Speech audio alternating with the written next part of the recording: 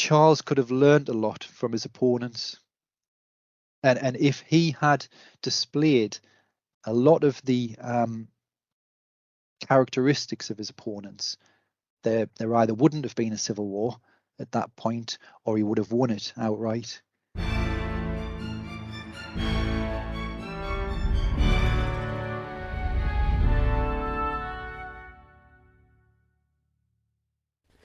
Welcome to the Aspects of History podcast. Now, this week's episode features a conflict that I haven't covered yet, the English Civil Wars. Taking place between 1642 and 1651, it was a particularly bloody war involving England, Scotland and Ireland. Why, I hear you ask, do we call it the English Civil War? Well, we deal with that very question with historian and novelist Mark Turnbull, who is also the host of his own podcast, Civil War based, called Cavalier Cast. Now, Mark's written a trilogy of novels set during the period, and I've put the links to these and also to his podcast. Now, in our chat, we cover Charles I, his wife Henrietta Maria, the dashing Prince Rupert, and the battles of Edgehill and Naseby. Finally, we ask, are we Cavaliers or Roundheads? Now, you can find out which one I am at the end of the pod. You'll find links of what we discuss in the show notes. If you want to get a hold of me, you can. I'm on the Twitter at OllieWCQ. And you can email me at history@aspectsofhistory.com.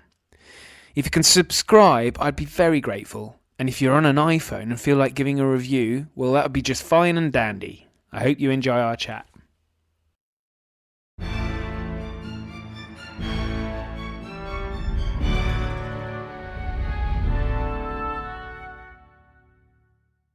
Mark Turnbull, welcome to the podcast.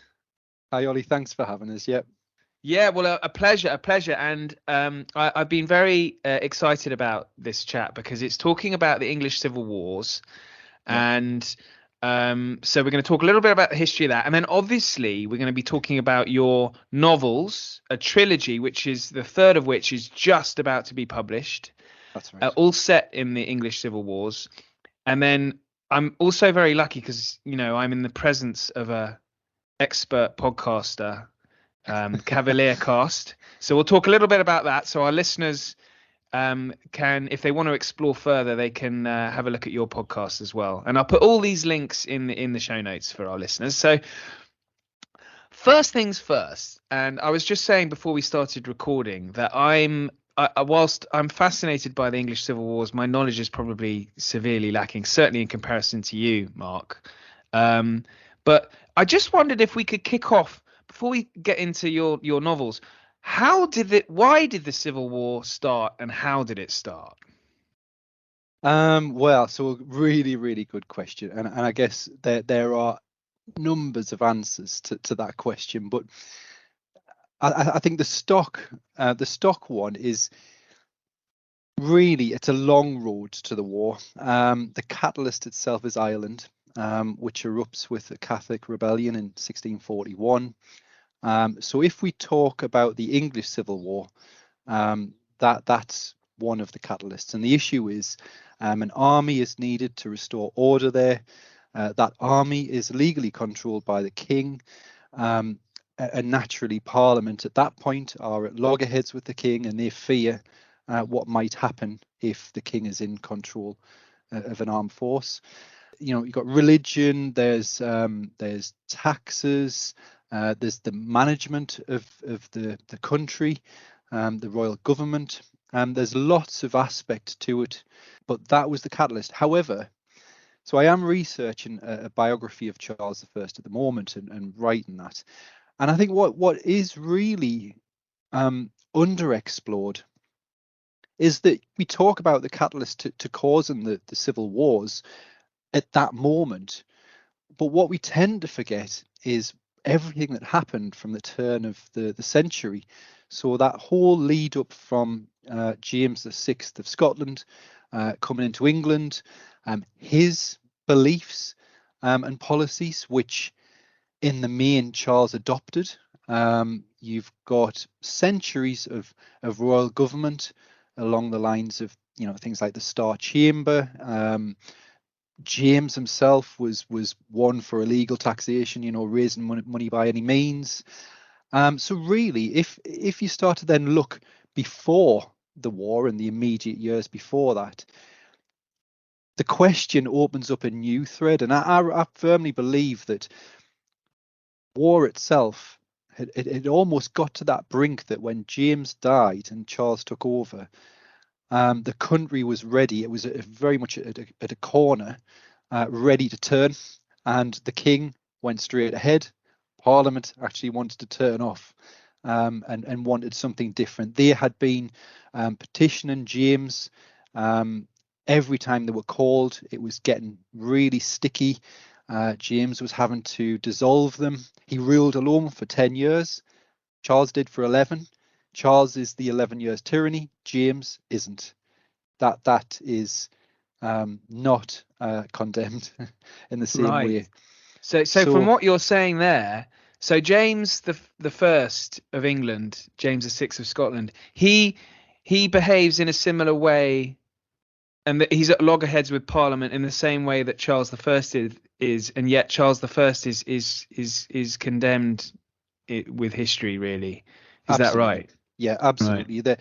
A lot of what Charles's path is almost decided for him by his father. So, Charles is given, and Charles's elder brother, who died, a long time before, they were given books on the matter from James. He, drummed into them that policy on divine right, that belief that they were appointed by God.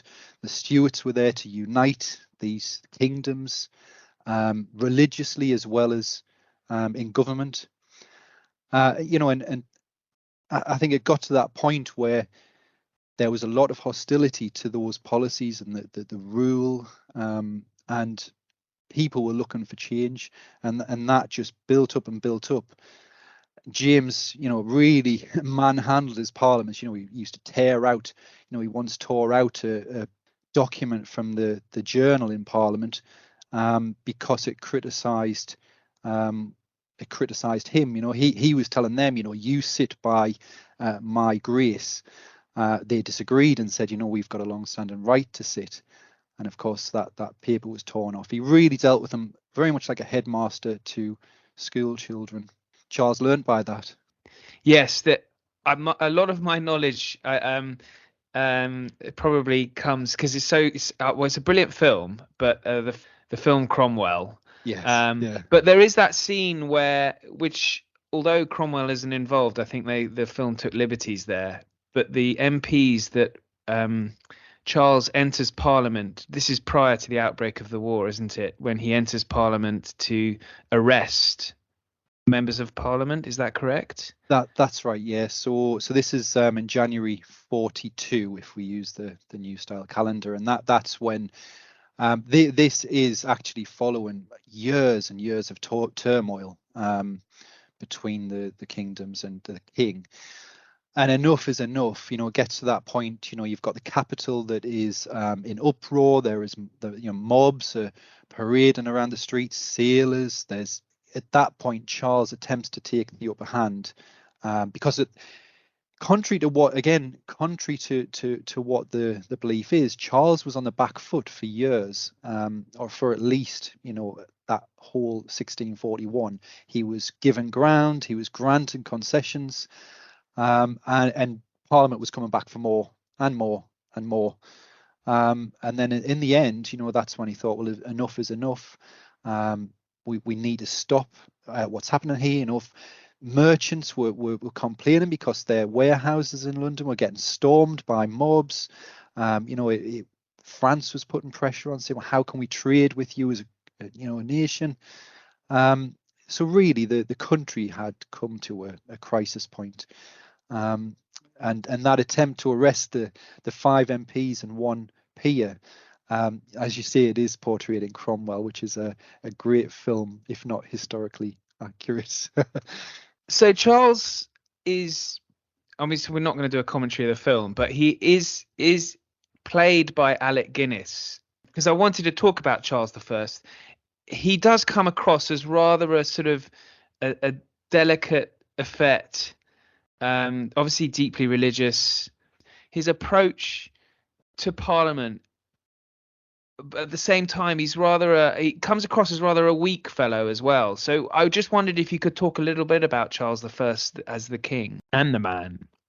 Yeah, so I think this is so with Charles, there's a lot of times that he can't win, So if he is firm, he's often firm in the wrong way, and the way that he tackles MPs is very much in his father's style. He is telling them that they are beholden to him. And of course they don't like that, that's quite autocratic from their point of view.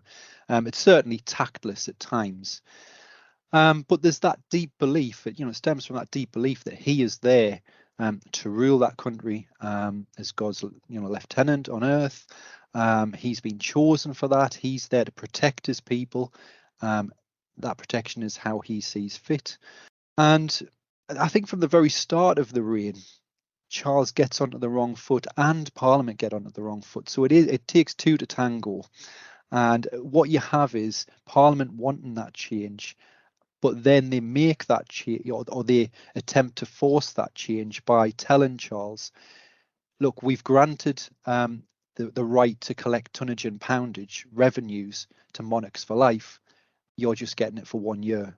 And for Charles, with that innate belief in his right to rule, that is a slap in the face, and it's humiliating. It means that his government is then beholden to annual payouts. He literally can't rule. He can't fulfill his desires for his government for that term. He's got a lot of wishes. He wants to go and help his sister recover the Palatine. He wants to help the Protestant cause in Europe, and that is all from the start comes crashing down because of this financial issue. But for his part, he takes that and responds by dissolving them in the end, and then going on to that 11 years ruling without Parliament. So it really it gets to that point where neither trust each other. And certainly the way that they treat each other doesn't give either of them any hope that there could be some sort of meeting point or mutual ground. So then war is inevitable, I guess. That's exactly it. Yeah, I mean, once one makes a move against the other, at that point both sides have to safeguard themselves and disable the other one from coming back at them at a later point. The question is, how far do you go with that? And I think certainly it got to that point where, in the end, Charles was brought down from that ivory tower, and we see him agreeing to the execution of his chief minister, which is a huge, event for him. To a very able minister, a ruthless minister, but able and successful, loyal, and Charles is forced, for the sake of stability and for his family and for his own safety, to agree to that execution. And is that the Earl of Strafford? That's right. Yeah, never forgave himself for that. Yeah, that is always described as the big event, isn't it? So when war starts and before the armies are engaged, is there a kind of belief amongst experts in this period as to, were there a sort of a favourite before the war started? Did both militaries, were they evenly matched, and so we were looking at a long drawn out conflict, which is ultimately what happened, or were the, because one would assume that the royalists might be favourites to win it if we were talking in sort of football terms. Yeah, you would, yeah. And I think, and this is the thing throughout the Civil War. I think because Charles wears the crown, there's a natural assumption, that he has the power, he's got the influence, he should be able to win this. But actually, he leaves, he ends up, and after we talked about the arrest of the 6 members, the attempted arrest of the 6 members, when that fails, all hell breaks out, and the parliamentary leaders are almost goading Charles into that move because they want to portray him as a tyrant. And when he does go into the chamber on his own with his nephew, leaves the troops outside. It's from that moment that the mobs in London almost force the royal family out. And you can see through the letters in the immediate aftermath of that, for months afterwards, Charles never believes that this is going to be an issue. He thinks that he can return to London, and he makes all plans to go back. But as the weeks go by, he's given conciliatory messages, apologising for having done it, assuring them that he meant no issue. He was never going to, make an illegal arrest. He would have them tried by due law.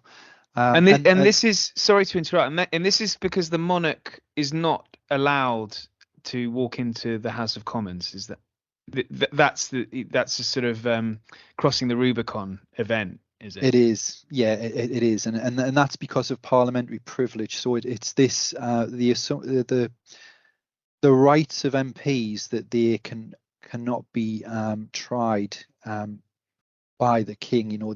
They have to be tried by their peers. That parliamentary the rights. The same with the House of Lords. How lords have to be tried by their peers, and then there's the question of the king, who can try the king. So when Charles leaves London, you've got that powerhouse of finance that is then in effect turned over to Parliament. That is the first change in Parliament's fortunes, which allows them to go on to be able to then issue their own edicts. They start then saying, look, the militia is no longer controlled by the king, and that's by our decree. We don't need to pass that into law. And that is a really momentous thing to do. And that did alienate a lot of people. But by that time, they had such a foothold that they could just do it and run with it. And they were able to raise fairly quickly a sizable army, whereas the king struggled. So he's in York, he's trying to scrape together recruits. Parliament at that point are saying, if you insist on raising troops, we're going to, you should not be raising troops. That's a warlike manner. But at the same time, from his point of view, he is facing a threat to his authority and the stability of the kingdom. And who were the leaders of the parliamentarian forces? So you had the political arm, which was John Pym. So a man who is as tenacious as the king, but is much, much more wily than the king could ever be.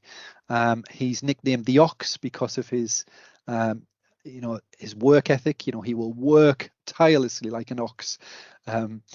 And Pym really does lead the whole parliamentary faction, but the military arm of it is given to the Earl of Essex. Now, Essex is not a particularly suitable military leader. Okay, very unexpected, I would say, from ability wise. I mean, he has got a lot of military background. He has fought abroad. The only thing is, he's usually found in the House of Lords in a cloud of tobacco smoke. He was described as very plodding. However, he is the most senior peer on the parliamentary side that's declared for them. So, I think there's that attempt to add extra legitimacy by getting a fairly significant peer. Now, there's one name that we haven't mentioned yet, but who dominates the Civil War and then the sort of 10 or so years after the Civil War. Where was he at the outbreak of the Civil War? What sort of and I say he, it's Oliver Cromwell. Mr. And Cromwell, what's he up to? Because he's not immediately in a position of authority, is he?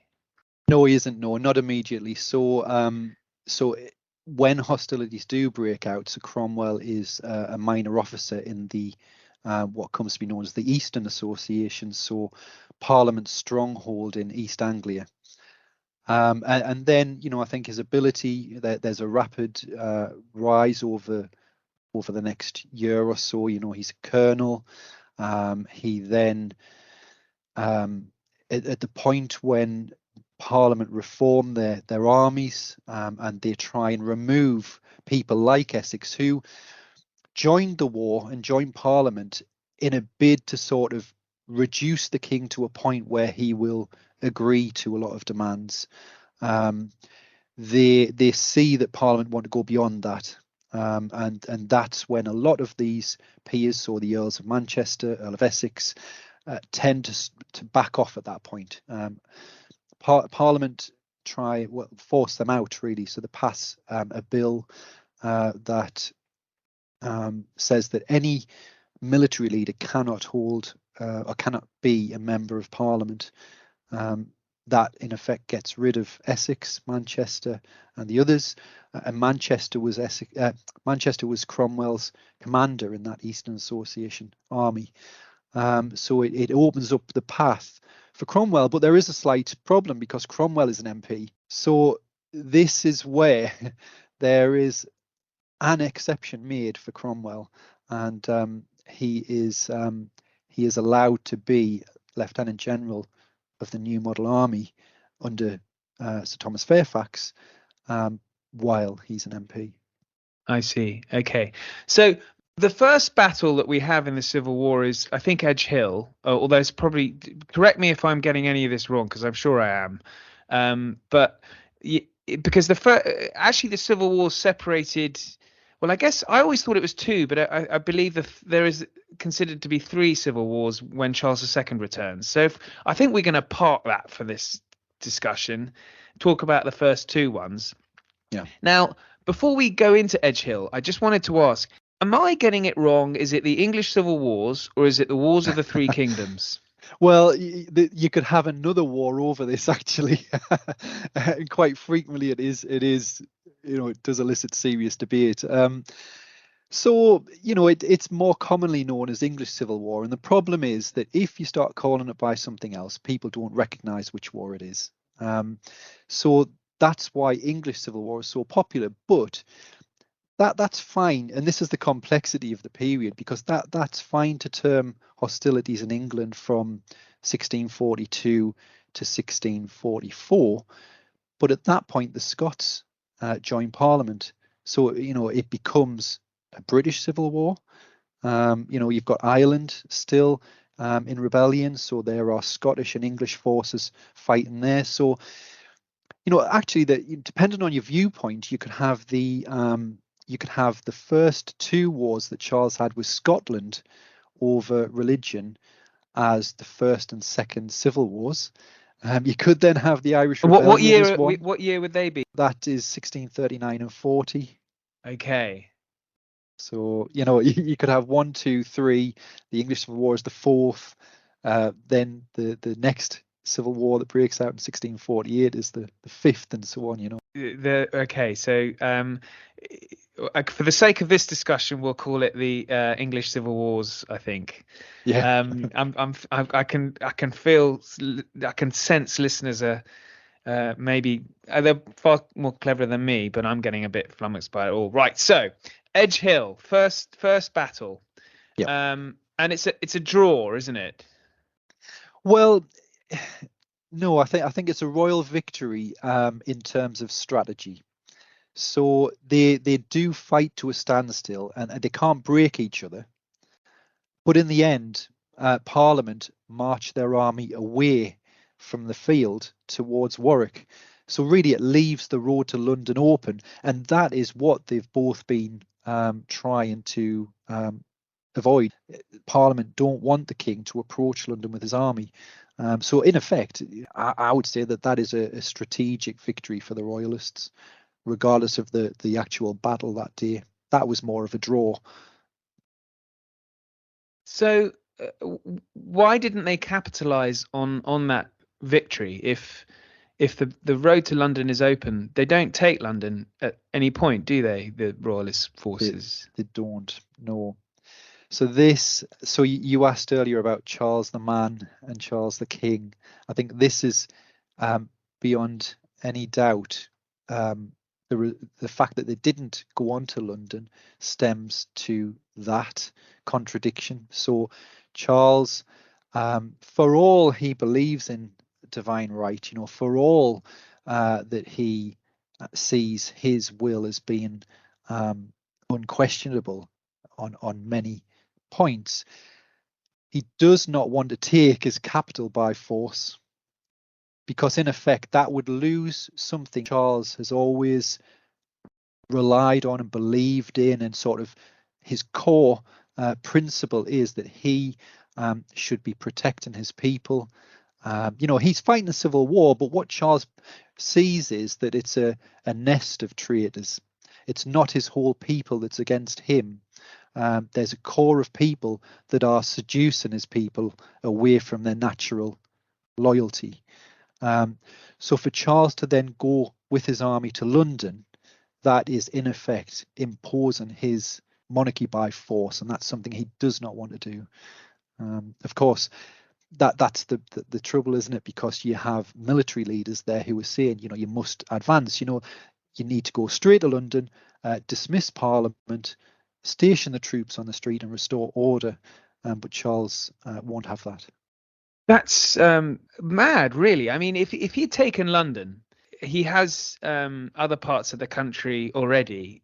I can't honestly see what does Parliament do then? Surely this is this massive strategic mistake that, costs him his life ultimately, which is a bit of a spoiler alert for those who don't know what happens to Charles I. But surely this is the biggest mistake of that he makes, I guess, amongst quite a few during the Civil War. Certainly, I think the Queen always thought that, Prince Rupert as well. Rupert was all for heading straight to London, and really, yeah. But who's to say that if Charles did approach London with his army, that he doesn't have to go into London? The army could just be nearby. Who's to say that the city might have actually, risen in his support? But as it was, he dallies. He takes Oxford. Marches into Oxford, has a look at Banbury Castle, and by the time he does make up his mind to head towards London, Essex has reformed and regrouped and is leading the parliamentary army back and overtakes the king, gets to London first. It's a real race. The two armies they make a dash for London together, and Essex gets there first. So you've mentioned Henrietta.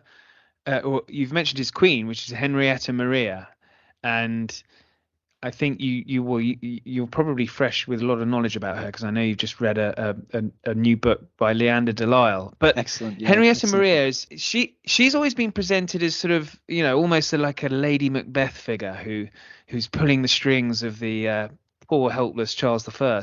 But that's that might be a rather outdated view of her, but I wondered if you could just talk a little bit about his queen.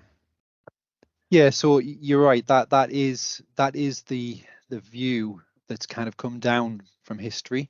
I mean, at the end of the day, Parliament won the war, so we're not really going to be getting glorious pictures of Charles and his queen.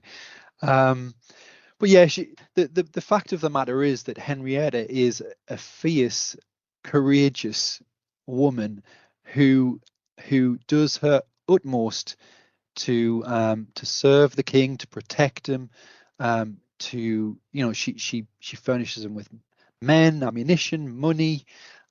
She's abroad, diplomatically, trying to get support for him. And of course, Parliament don't like that. They quickly round on her and sort of try and condemn her in the same way that the Earl of Strafford was put to death. They threatened to impeach the Queen, legally execute, if they can get their hands on her. Because what they are saying is that the Queen is furthering a war on the people of this kingdom. And it doesn't help. She's not English either, is she? So that's exactly doesn't help. And here again is another hangover from James. So James had it as soon as he inherited the English throne. He wanted to marry his heir off to a Catholic, because he wanted to marry his daughter to a Protestant and get that balance. James always wanted to be a peacemaker and hold the balance between Catholic and Protestant. But what he sort of failed to understand is the divisions in his own kingdom that was creating. And of course, Charles eventually married Henrietta, a Catholic French lady. That didn't go down well at all, needless to say, with the Puritans especially. And then you mentioned Rupert as well, he's sort of the epitome of the Cavalier side, the dashing cavalry officer. He's played very well by Timothy Dalton. I keep on mentioning the film, which is just exposing how shallow I am. But he's played by Timothy Dalton in the movie, but he's this sort of, he rides around, looks fantastic, but Yeah. seems to make huge numbers of mistakes. But he's very brave. Yeah. Yeah, absolutely. That's a good summary. Yeah. So riding around with a poodle under his arm, as you say, flamboyant. He's been described by a contemporary, Sir Philip Warwick, said the prince will always be a soldier, and he was until the Restoration when he stepped into the navy. He even put soldier in above settling down and founding a family. And if he had done that, then his descendants would have been monarchs of Britain instead of the Hanovers. Really? Yeah. Yeah. What's the family connection? So Rupert's mother is Charles's sister, Elizabeth of Bohemia. So Rupert's younger daughter, Sophia, it's her children, George of Hanover, who eventually inherits the throne of Britain after the death of Queen Anne. So with obviously Rupert being a male child of Elizabeth of Bohemia, born earlier than Sophia, the crown would have passed to Rupert's children. Of course, he wouldn't have foreseen that. It's probably a slim chance, but he wouldn't have foreseen the revolutions that took it from Charles I's family. But yeah, I mean, in the end, he had a son and a daughter, and the daughter was alive at that point, but of course they were out of wedlock and had no right to the throne. But in effect, we could have had Queen Ruperta. That was his daughter's name. Oh, he dodged a bullet there then. Right. So we should probably we've talked, gosh, we've got quite a long way through, and we've talked, we've only just really started the Civil War. But we see a series of battles. There's Marston Moor, isn't there? And then which I think we get sort of more parliamentarian victories.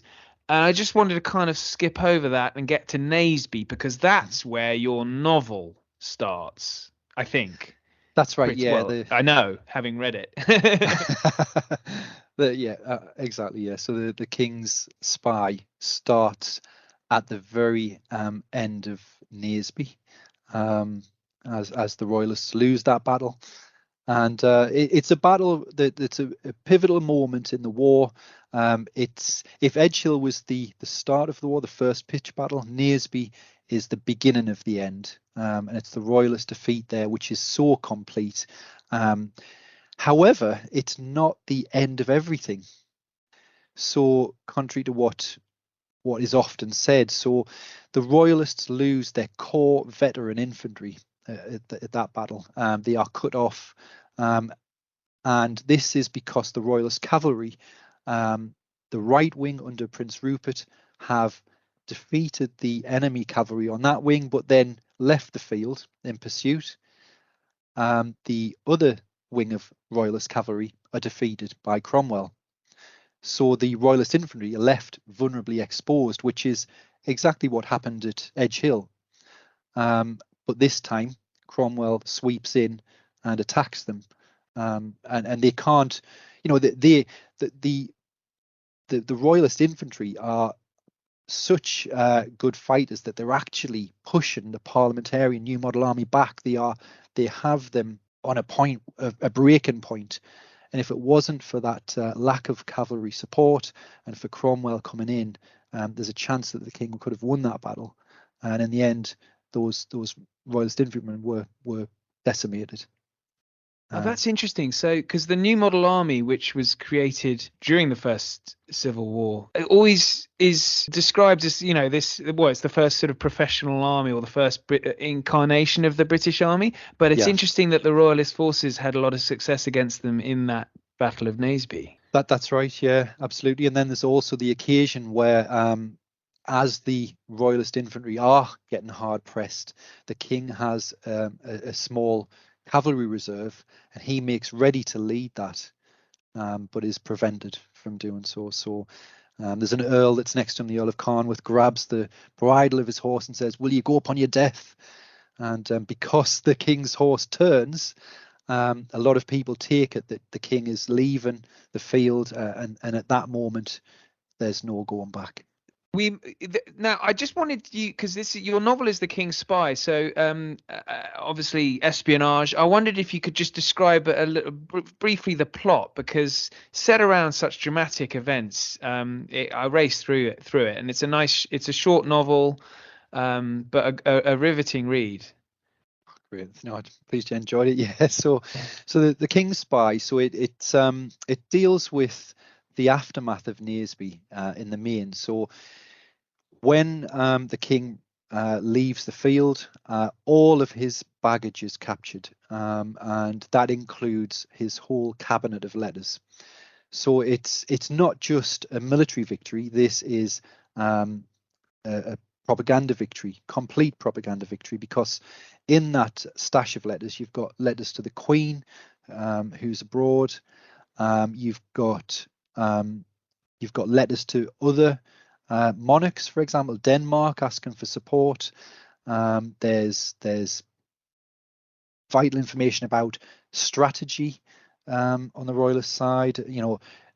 The letters give rise to people who are maybe betraying secrets. So and the book itself, so the character in the story is fictional, and obviously all of the basis of the story is fact.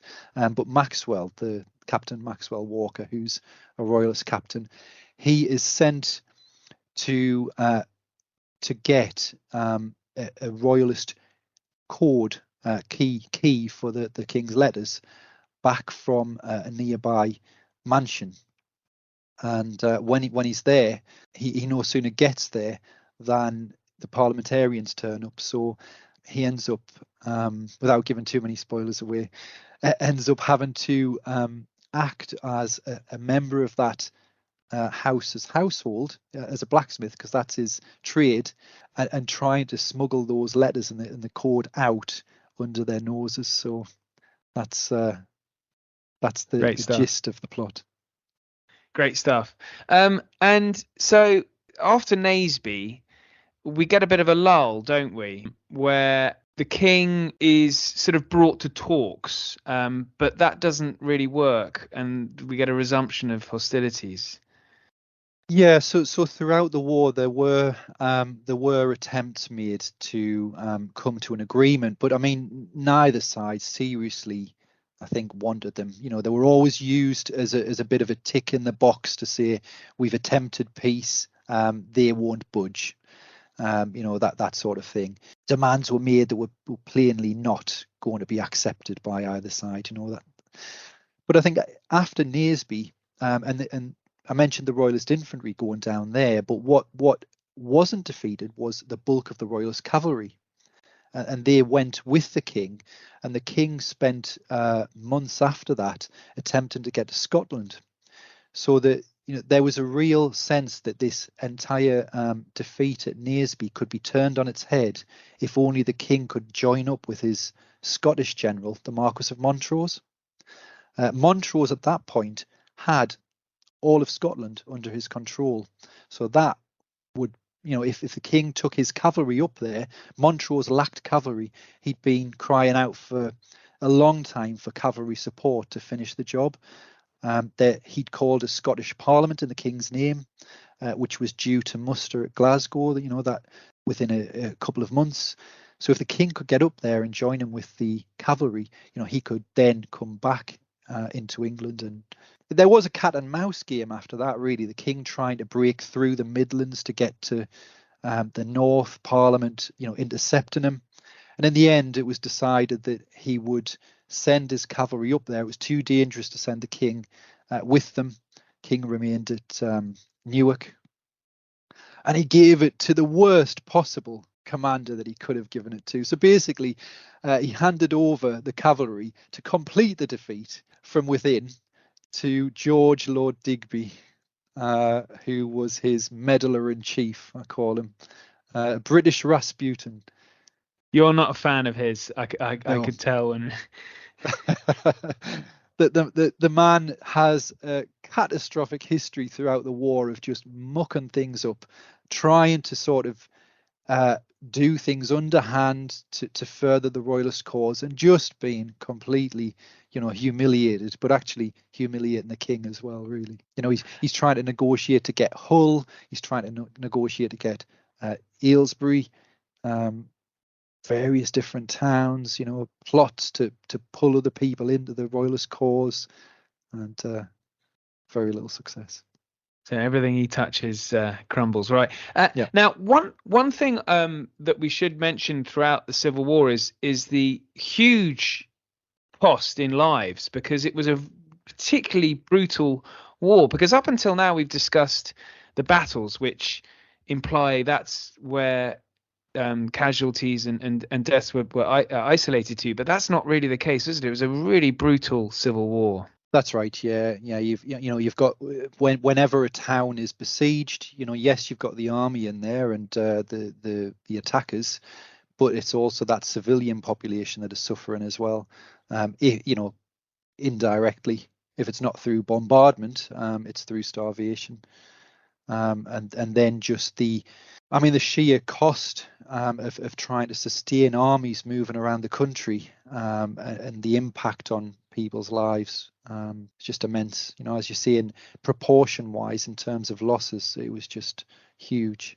Yeah, I'd read nearly 900,000 dead across England, Scotland and Ireland, which is just a massive figure for the country in those days, particularly when you consider that England's population was 5 million. So eventually the king is, well, he's caught sort of, on the one hand he's negotiating with Parliament, but on the other he's trying to get help from abroad. And that's when Parliament sort of gets fed up, and that's when the writing's on the wall for Charles. Is that, how does that play out though? Because it seems such a shocking event at the time to kill the king that many parliamentarians, as you say, didn't want this to happen, but yet it happened. So yeah, it was shocking, to get to that point. But again, Naseby itself didn't deliver that outcome, and to an extent, neither did the fact that Charles was looking for help from abroad. The thing with Charles is, although yes, he was reaching out to Denmark, France, even Holland, there wasn't any military, significant military support coming in from them, potentially money, and things like that. But I wonder sometimes whether if one of those countries did present an army, would Charles have accepted it? Considering he wouldn't march on London with his own army. I think it's almost like a bit of a last ditch. He's kind of exploring the options, but actually, will he seriously go through with that? It's funny, really. He's presented as a tyrant by the opposing side, yet when he has the option to behave in a particularly tyrannical way by either marching on London or importing another army, he doesn't do it. That's exactly it. And I don't believe that Charles could be a tyrant if he tried. Yes, it's one thing about how you deal with people, your approach and your style, things like that, if you're pig-headed but Charles could have learned a lot from his opponents. And if he had displayed a lot of the characteristics of his opponents, there either wouldn't have been a civil war at that point, or he would have won it outright. That's the controversy about Charles. He is portrayed as a tyrant, but actually, when you look at the differences, for example, Cromwell dissolved Parliament. Cromwell handpicked a new Council of State to replace it, who then handpicked a Parliament to replace the one he dissolved. Now that is often billed as the actions of a strong leader. Charles never got anywhere near that. Charles didn't have the chance to handpick any, MPs. The monarchies always had, ways and means of maybe excluding people. They would make someone a sheriff and then they couldn't sit for Parliament. But Charles was never near that. If he did employ some of those tactics, then things might have been completely different. But that wasn't Charles. There's letters from people at the time saying, our king just needs to act. He needs to be strong. He needs to be more ruthless. And Charles just was not ruthless. Interesting. Now, you've mentioned the Marquis of Montrose and the attempt for Charles to link up with him in Scotland, which is the basis of The King's Captain. And you've got a new novel out, just about to come out, The King's Cavalier. Now, what's the plot of that? I haven't read that yet because it's not available. But what it will be by the time this podcast comes out. I'm reliably informed. What is the plot for that? So The King's Cavalier is the last in the 3 series. So this is Captain Maxwell Walker again. So the second book is The King's Captain, and that deals with Montrose, Scotland, but also another crucial battle in Yorkshire, Sherborne and Elmet. The King's Cavalier is based in a point where the war is over. The king's been defeated.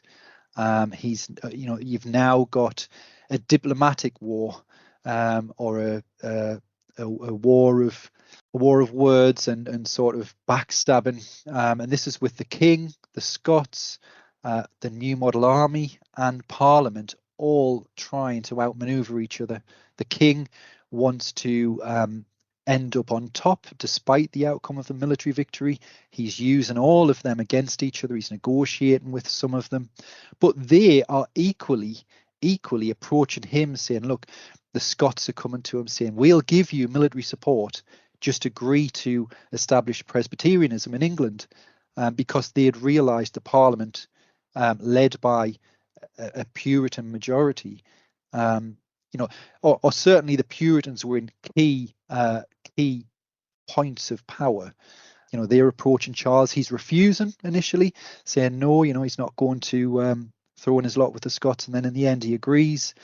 You've got Parliament approaching Charles with official terms, but you've even got the New Model Army who are taking it upon themselves really to present separate terms to Parliament, to try and again outmaneuver Parliament, because the New Model Army are full of that more Puritan, independent sort of religious outlook, classed as extremists, whereas Parliament have moderates in there as well. So yeah, they each, the army fears whether Parliament is going to disband it, and what will happen to all of their soldiers with these religious beliefs, what will happen to them.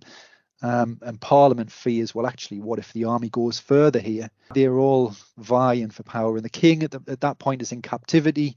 It's a fascinating period, because I really think that in Carisbrooke Castle, which is where a lot of the book is set, you do see the real king come out.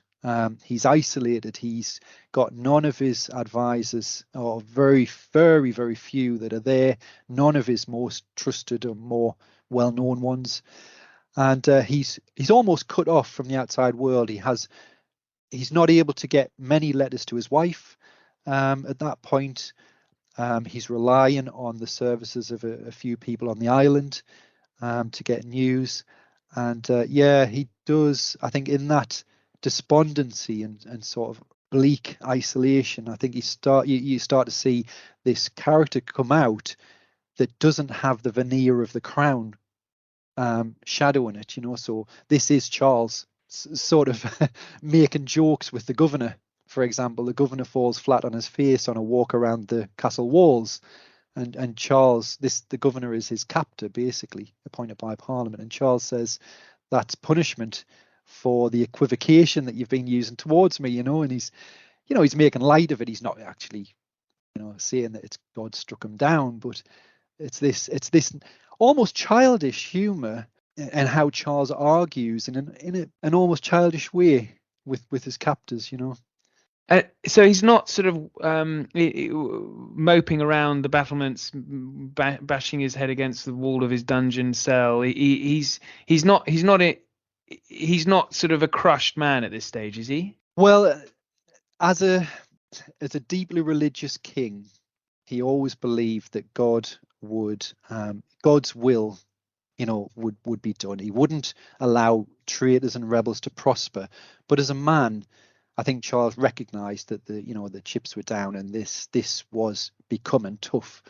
And there are moments when he does sink into depression there. But there are equally moments when he is consistently seeing beyond it and looking for the next option. What can I do? How can we reverse this? And there's numerous escape attempts which are interesting in themselves. He gets trapped in the window of his bedroom, trying to get out of it one night, and this is where the iron bar is removed, and he gets stuck. I mean, it was a tiny gap to fit through, but he clearly thought he could, and there was a moment that he thought, probably horrified at the prospect of being found by the guards stuck in a window. It's he's poor. Yeah. Talking to you now, I've got a lot more sympathy than I did an hour ago, I think. right. He's an interesting character. Now we're running out of time, but it'd be great to get you back on to talk about maybe the trial of Charles I and then his execution. But I mentioned this at the start. You're the host of the Cavalier cast, so I'll put a link in there for our listeners if they want to explore more. And I saw there was an episode on the Levellers that looks very interesting. I just thought we could briefly mention the Levellers, because I've always had this, I guess, well, not always, but recently I've been thinking, the Levellers are sort of, were they the kind of Corbynistas of their day, long hair, beards, craft beer drinking, or with the red wall, are they leveling up? Are we seeing a reincarnation of the Levellers in the last 5-10 years? Well, you don't have to answer that one, but what were the Levellers? The Levellers. Well, the Levellers really pushed the boundaries of hopes for a post-war settlement. They wanted to make the most of their victory. They certainly didn't want to see what eventually happened, and that is just a replacement of one government for another that is either just as bad or worse. The Levellers wanted to, as I say, they wanted more rights for the common man, and although they didn't push for voting rights for women, again, you've got to remember the context of the time. Even just to push for universal male suffrage was certainly not what any commander in that war, royalist or parliamentarian, was ever advocating. And it got to the point during the king's captivity when the army, where the Levellers are predominantly, they found in the army, as well as in the towns and cities, they're in the towns and cities supporting Leveller leaders, with protests. But in the army, that Leveller contingent petition Fairfax and Cromwell and Ireton, and they're asking that more should be done. That there should be a push to abolish the House of Lords. Everybody, every man should get a say in government, the government they live under, regardless of their property holdings and things. And the new model army leadership found that extremely dangerous. So again, we mentioned Essex and Manchester, who didn't want to see the king off the throne. But then you've got that step further again, where even Fairfax, Cromwell, and Ireton are not wanting to see that level, of democracy.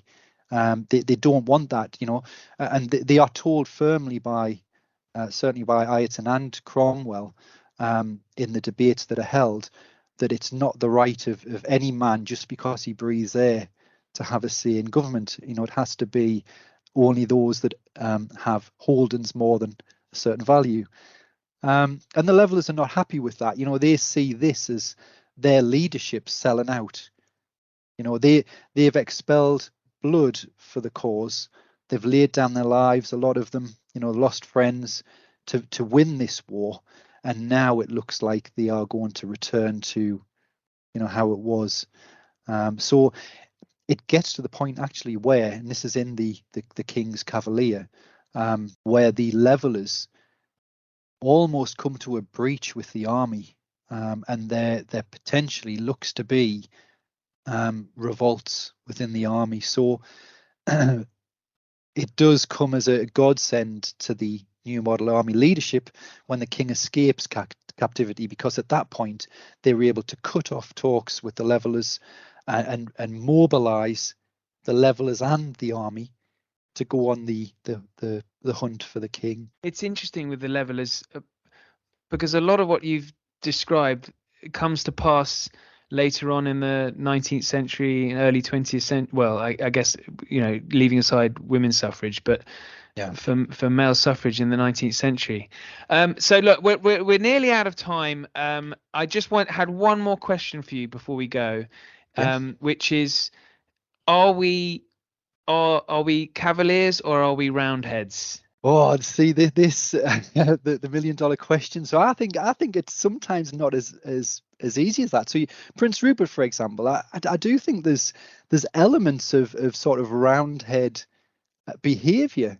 He's a serious-minded, sober, as sober as a Puritan. In his ethics, he doesn't drink a lot. I think there's elements where people can be both. But I certainly think that anyone with a fascination about this period, and it's a divisive period, isn't it? It's a civil war. I think there's, in the majority of cases, there tends to be a sympathy for one side or the other. I think so. Yes. Yeah, and a lot of the time, it is dictated to by perhaps what you read, and your beliefs, and also there's a difficulty because it's so long ago now that the royalist ethics are alien to us today.